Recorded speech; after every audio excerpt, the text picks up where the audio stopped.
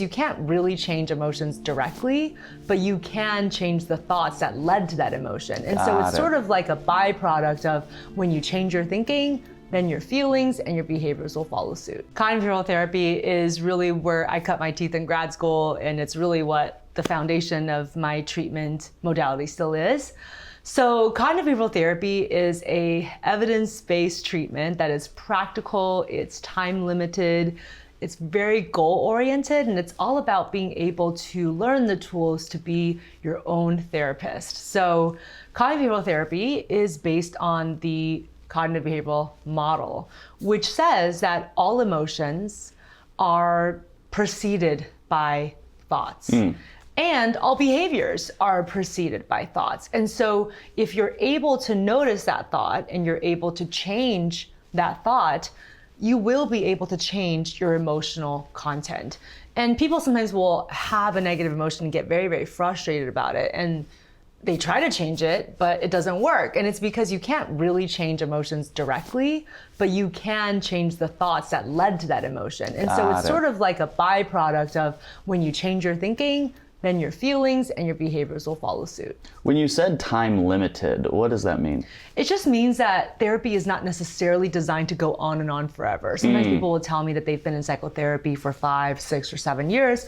Well, cognitive behavioral therapy was designed so that people really only go for a duration of time. It's almost like taking a class. And in fact, a lot of people will liken certain cognitive behavioral therapy components to doing homework and sort of practicing skill sets, because there is sort of this very like educational component of CBT. How long has it been used by therapists? It's been used for decades. And I think that it was developed, several decades ago and has just become more and more fine-tuned the more research that we have about it and the more that it gets applied to different types of problems and diagnoses. And so at first, the major research was really around dealing with depression, that cognitive behavioral therapy would be really good for dealing with the symptoms of depression. But I think as research has worn on, we've seen that CBT is truly a transdiagnostic tool. And what I mean by that is it doesn't really matter what diagnosis you have. CBT can be used in very helpful ways to treat whatever issues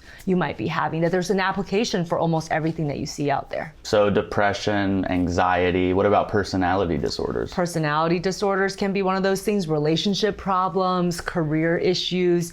There's always a way to kind of retool the techniques of CBT so that you can actually utilize it for a lot of different problems. And there's also a newer approach to CBT where they're doing it in a modular format, meaning that you kind of take a group of techniques and you can kind of pick and choose and make your own little package of sort of a toolkit, if you will. Instead of having to kind of take it through the sort of strict manualized components that it was developed upon. If you like psychology and learning about mental health and want to learn more while meeting other people who are interested, explore your membership options using the link below this video or visit MedCircle.com. So for people watching who might be using dialectical behavior therapy or acceptance and commitment therapy, but they're interested in CBT, can they just add this in? Well, I totally believe so. I mean, for myself as a therapist, I utilize CBT as a foundation, but I sprinkle in dialectical behavior therapy techniques and acceptance and commitment therapy techniques. And I think that they all work very well together because both DBT and ACT are considered third generation therapies of CBT. So CBT is sort of like the grandfather, and then their love child is running around, and that's DBT and ACT. So would it be correct to say that DBT and ACT have stemmed from CBT? Yes, so they still carry some of the core principles, but they've added in some other components that I think are additionally helpful for certain people, or people who say, well, CBT is great, but I need a little bit of something more. DBT and ACT really add in that way. Is there any type of person or any mental health issue that CBT could not be used for?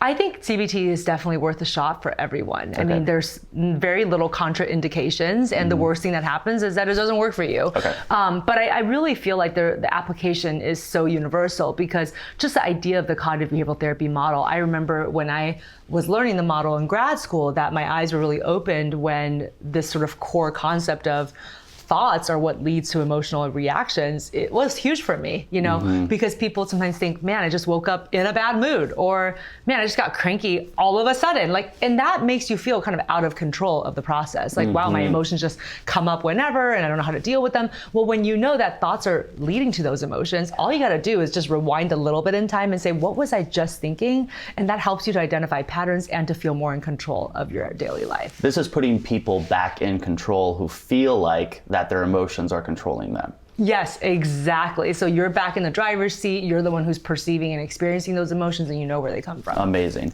Now, there are 3 levels of cognition that are used in CBT: core beliefs, dysfunctional assumptions, and negative automatic thoughts. We're going to go in depth in future sessions, but can you briefly describe what those are? Absolutely. Let's start at the level of automatic thoughts. So these are sort of the negative chatter that's running in the background of your head, and they are consciously notable, but you have to sort of pay attention to them. So we have between 50 to 80,000 thoughts in a day. That's the best estimates that we have. It's crazy how many thoughts we have. And sometimes when you've had a negative thought for a long time, it just runs in the background and you don't even pay attention to it. And so negative automatic thoughts are the things that kind of happen very quickly, and they happen in certain situations and with certain people. You might see certain themes come about, but usually it's the negative thoughts that kind of come up over and over again. There's usually a recurring pattern, and those negative thoughts will cause you to have certain negative emotions and cause you to sometimes act in ways that might be self-defeating. Mm-hmm. And what about dysfunctional assumptions? So dysfunctional assumptions are the rules that you have about how to behave so that you can maintain emotional safety and stability, or at least that's what you think. And dysfunctional assumptions means that they're not actually working that well. They're kind of assumptions and rules that you made up, but they don't actually apply to every situation. And so when you start applying them to every situation, you actually sell yourself short. You end up cutting off great relationships. You end up sabotaging a better day. You end up doing things that you get in your own way and you don't know why. And so I think that is a really big thing for us to discuss. So how do these rules come about, and why do some people have these rules and other people have other ones? Guilty. All right, what about core beliefs? Okay, core beliefs is my favorite because this is where CBT gets deep. So core beliefs are your basic assumptions about who you are and what your place is in the world. And they usually develop from childhood. And it's really significant because core beliefs tend to sort of be pervasive throughout life. So when you think about negative automatic thoughts, they tend to be more situational or in the moment. Like you might have a thought like, wow, I'm never going to get my boss to like me. That's a very specific thought that's negative, but it's applicable to only your work and to your boss. Core beliefs are much more universal, and they pervade all of your interactions. So one common core belief is I'm unlovable.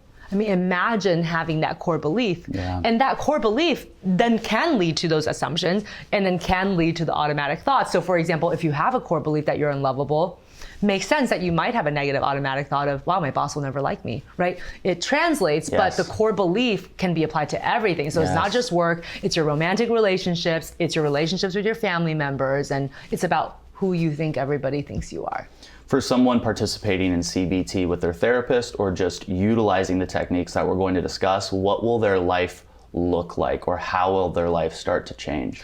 Well, I think first you're going to gain insight. You're going to gain insight into how emotions work, what the role of thoughts are in your life, and how you really can have control over your actions. And I also think that you're going to experience symptom reduction. You're going to notice that your mood is a little bit better, or when it's bad, you have control over exactly how bad it is and if you can improve it in the moment.